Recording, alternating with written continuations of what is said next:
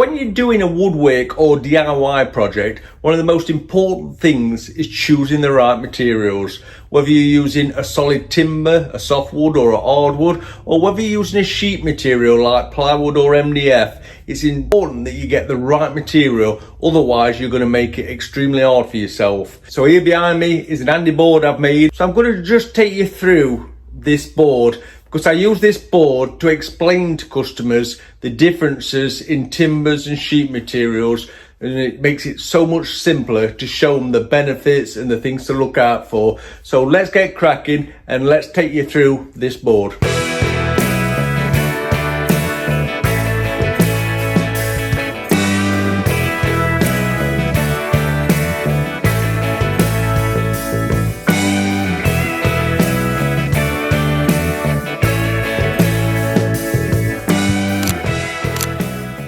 So we're going to start with treated pine. Now this is timber that's pressure treated, ideal for outdoor use, used for things like decking and fencing and things like that. And from that we're going to go down to the redwood pine. Now this has got various uses, things like door frames, skating boards, architraves and things like that. And just general purpose sort of woodwork where you want to use a pine rather than an hardwood. Then from the redwood pine, we're going to go down to Caucusing timber. Now what Caucusing timber is used for is things like roof trusses, floor joists. As you can see on the end grain, it's very open grained, so it's not good enough quality for furniture and things like that, but it's ideal where you want bigger sections of timber. Then we'll go down to this stuff, whitewood. Now this is horrible pine.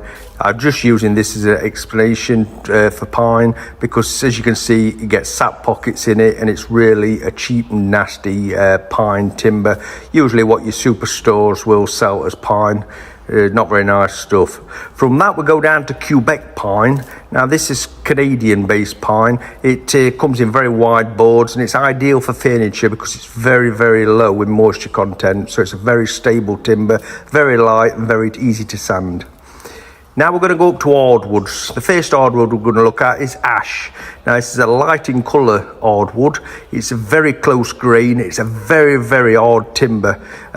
You don't get knots in it, but you will need to pre-drill it if you screw it into it. From that we go down to oak, very widely used for furniture, flooring and things like that. Just oak is a really good solid wood, close grain again, very few knots in it if at all, and very nice wood to work with. From that we go down to beech. Now this is not used a lot for sort of furniture and things.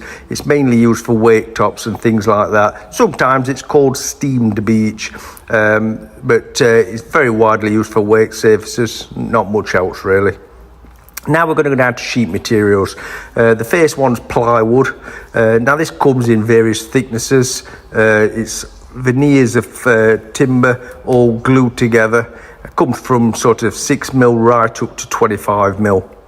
Then we go across to MDF. MDF again is a particle board. You need to wear masks when cutting this. It can be a little bit nasty. Comes in thicknesses from 6mm right up to 25mm.